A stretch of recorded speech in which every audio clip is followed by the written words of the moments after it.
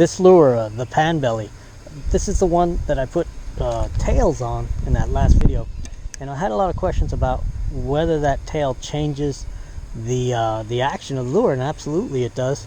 And as a lure maker, you got to kind of be aware that whenever you add anything, especially something like a fin, and usually we do that for aesthetics, and it ends up affecting the performance and the behavior of the lure.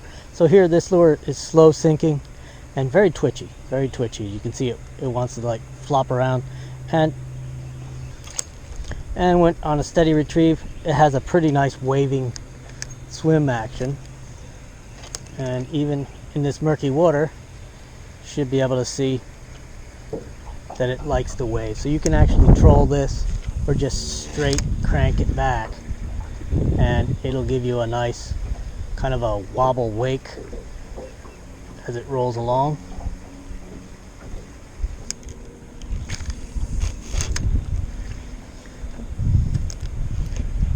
So when I fish this, I usually let it drop to depth, and then I'll twitch and then kind of drag it, and it'll swim along, sink a little, and then I'll twitch it and it'll have some erratic movement, and then I'll give it a little drag and it'll swim a little bit, sink, and then I'll twitch it.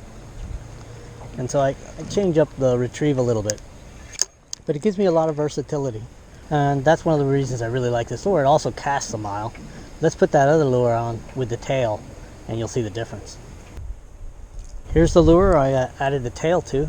It's the exact same lure, same kind of weighting, same balance that I gave it, just like the other one, but I'll show you the difference. You can see it pulls straight. That tail acts like a rudder, and it'll even takes that swim action out completely. Even at a really fast crank,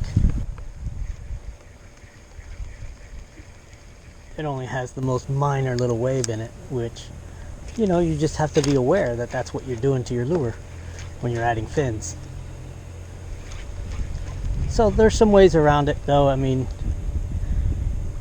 so if you have a lure that swims and you add a tail, it's likely you'll have a lure that doesn't swim. So you'll have to add some other element. So usually that means adding a joint and dividing the front and back just to get it to swim. Otherwise you have a very stable lure with essentially a rudder.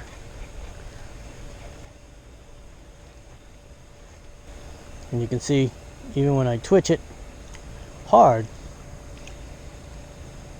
it wants to just go straight. Now that doesn't make it a bad lure, and in fact I knew quite well that that's the way it was going to behave, and I kind of want that, because sometimes a lure that's too erratic can sort of intimidate a fish and not get them to bite. They'll usually follow it and then get spooked. So a little bit of a swim and a glide and a stall and sinking.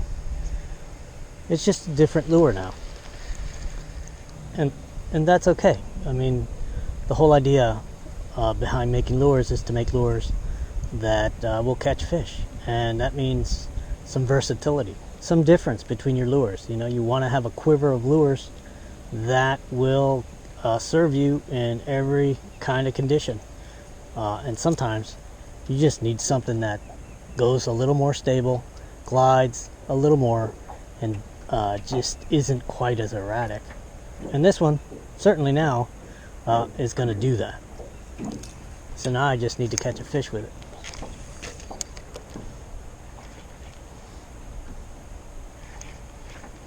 I was hoping that the muddy water would get them close to the edge here and get them active, but haven't had much luck. I always like to stop one last time to fish the dock, even after I've fished the whole lake. You might have noticed this is not my normal boat.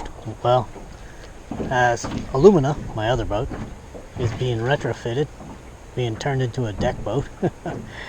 I borrowed this boat. Actually, it's just good to have good neighbors, and one of my neighbors just offered me this boat to borrow for a while. so I won't be stuck paddling the kayak, which is fun, but just a little bit limiting. I'm going to tell you, when I brought this lure down to my dock right after I put that tail on, I cast out, second cast, I hooked a nice fish. Just as I was trying to get the camera to come on, goofing around with the camera too much, fish came off. So I didn't get the fish and I didn't get the footage. But you'll have to take my word for it. This time of the evening, with a little breeze blowing across the lake, you can smell everybody's dinner. You can smell that everybody's frying or barbecuing or baking or something. It makes you a little hungry.